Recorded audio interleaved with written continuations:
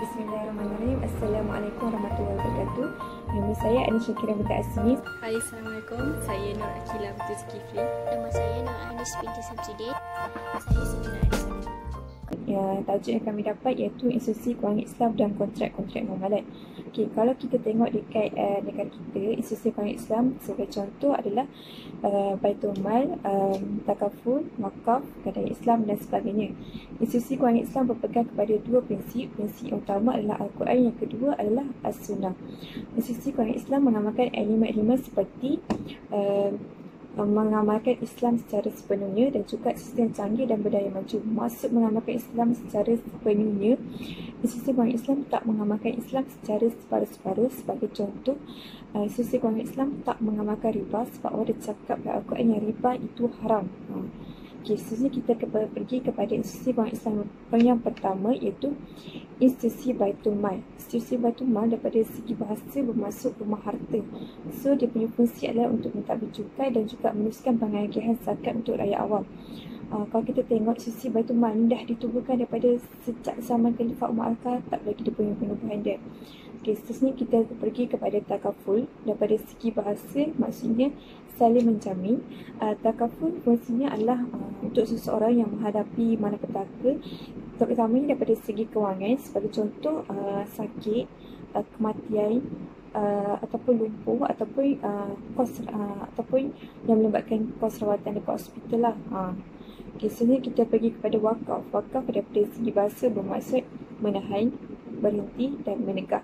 Fungsinya adalah untuk mendekatkan diri seseorang, iaitu pewakaf lah, kepada Allah SWT. Sebagai contoh, pewakaf mewakafkan Al-Quran dekat sebuah masjid. So kat sini pewakaf dapat pahala, iaitu daripada orang yang membaca Al-Quran dekat masjid. So dia dapat pahala juga, iaitu pahala secara berterusan.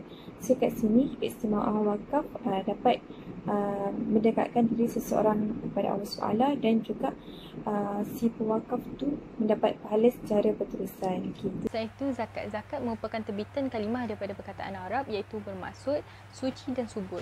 Dari segi istilah, zakat adalah mengeluarkan suatu harta dalam jumlah yang tertentu kepada golongan yang tertentu. Hukum zakat adalah fardu ain kepada setiap orang Islam. Terdapat dua jenis zakat iaitu zakat fitrah dan juga zakat harta. Zakat harta terdapat banyak cabang iaitu zakat emasan harta dan lain-lain. Selain itu, Lembaga Tabung Haji adalah satu institusi kewangan di Malaysia yang mana ianya berperanan untuk memberikan dan memudahkan kebajikan bagi jemaah haji Malaysia.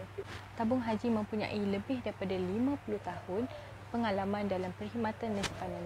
Selain daripada memberikan kemudahan dan menjaga kebajikan jemaah haji Malaysia, ia juga memberikan perkhidmatan kepada pelaburan kewangan Islam bagi rakyat Malaysia. Saya akan teruskan dengan kontrak-kontrak muamalat. Kontrak muamalat yang pertama ialah kafalah, iaitu jaminan atau tanggungjawab atas hak orang lain. Contohnya, Ali menjamin untuk mengembalikan barang yang dipinjam oleh Abu kepada Amin. Jika Abu tidak dapat mengembalikan barang tersebut kepada Amin, maka ianya menjadi tanggungjawab Ali dan ia wajib mengembalikannya kepada Amin. Yang kedua ialah Al-Qadhal Hasan, iaitu pinjaman yang baik. Ianya satu kontrak perjanjian antara penghutang dan peminjam. Peminjam mestilah membayar jumlah wang yang dipinjam sama seperti jumlah wang pinjaman asal tanpa dikenakan sebarang faedah.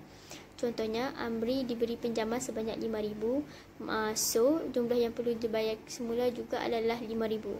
Yang ketiga ialah wadiah, iaitu janji menyimpan.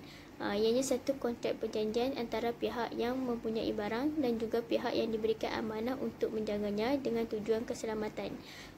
Jika kerosakan terjadi kepada barangan tersebut, so pihak yang menjaganya tidak akan dikenakan sebarang ganti rugi kecuali disebabkan kecuaiannya sendiri.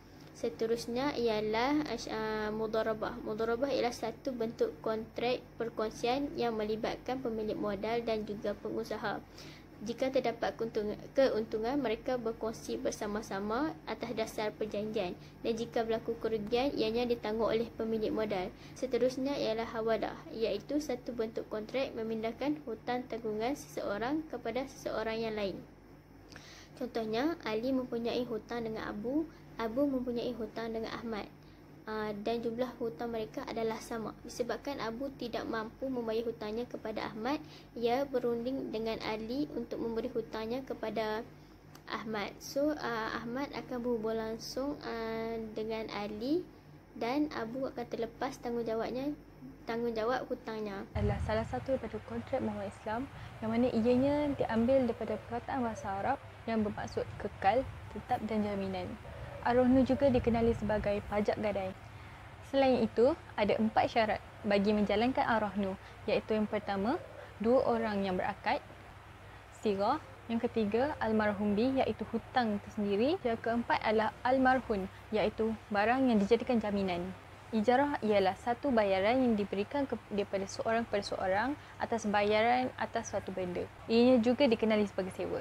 Ju'alah juga merupakan salah satu daripada kontrak Muhammad Islam, iaitu yang bermaksud upah. Ia juga dikenali sebagai hasil upahan daripada seorang kepada seorang setelah melakukan suatu pekerjaan ataupun suatu perkhidmatan. Okey, seterusnya kita pergi kepada kontrak muamalat yang ke-9, iaitu tawarruk. Okey, tawarruk ini adalah bertujuan seseorang untuk mendapatkan kecairan wang tunai. Sebagai contoh, kita dapat tengok kat sebelah ni. Okey, pihak bank akan membeli komoditi dan komoditi tersebut akan dijualkan kepada pelanggan. Kemudian pelanggan mewakilkan bank untuk menjual komoditi tersebut dan hasil jualan komoditi tersebut akan diberikan kepada pelanggan secara tunai.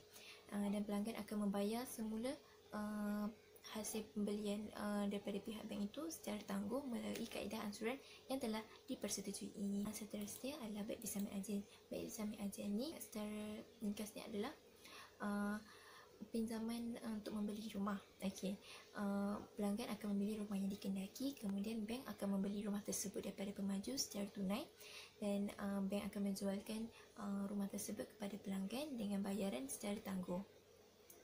Okey, seterusnya adalah musyarakah. Musyarakah ini adalah partnership di mana kontrak perkongsian di antara dua pihak atau lebih dalam satu perniagaan. Kemudian semua pihak harus melibatkan diri dalam menyumbangkan modal ke dalam perniagaan tersebut, sama ada dari segi wang tunai ataupun lain-lain. Dan akhir sekali adalah wakalah. Wakalah ini adalah wakil ataupun ejen.